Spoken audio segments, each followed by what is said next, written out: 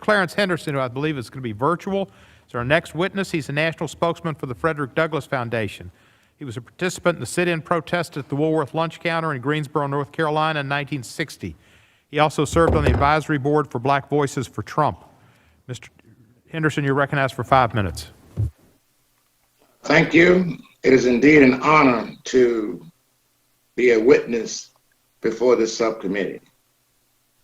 And the previous testimony has brought tears to my eyes from Mother Randall, Uncle Red, and Mother Fletcher.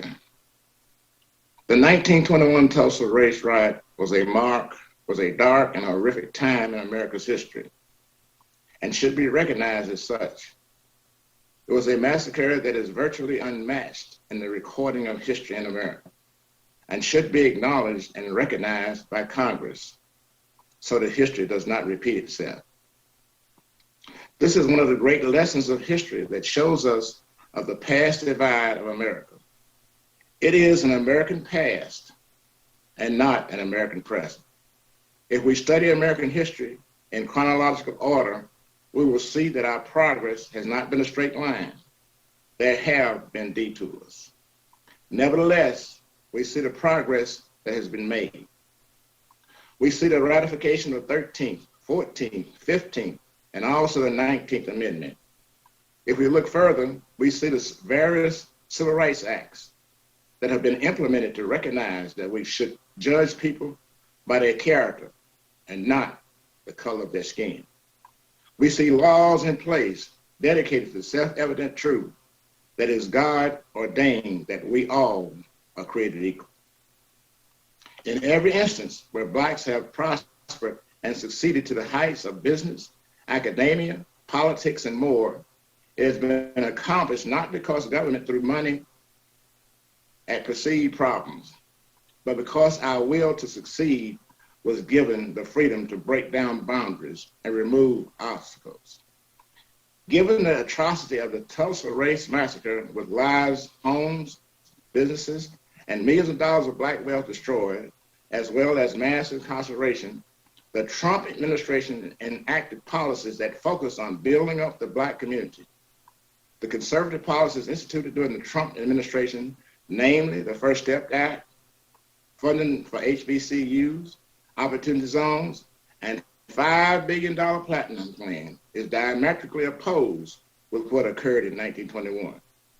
Such policies led to a free market, options in education, lower taxes, entrepreneurialism, and the freedom to choose one's own path.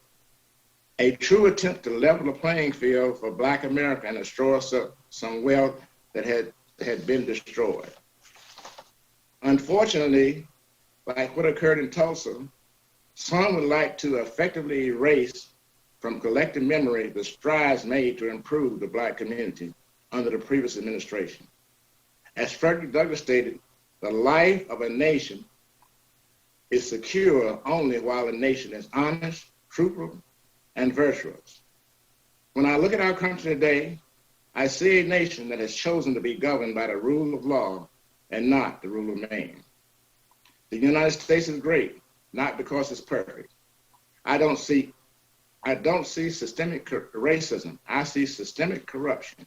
Yes, our past involved racial injustices. Yes, racism does exist. Yes, socioeconomic issues plague many of our communities. It is great, however, because the freedom of that all Americans have bestowed onto us by our Constitution, which gives us the ability to improve on our imperfections, to evolve from our past mistakes, and to get as close to true equality in comparison to anywhere else in the world. I hope this resolution is used to recognize a horrific past injustice so it is not repeated and not used as a political tool to promote systemic racism. I hope this resolution is not used as a political tool to cause legal enforcement of the law to cease and desist. I hope this resolution will not be used to politicize every facet of the nation's racial diversity for political gain to further exploit and emotionally cripple the Black community. As a participant in the 1960 Woolworth sit-in movement, I recognize freedom is not free. There's a price to be paid, and it is continuous. Thank you.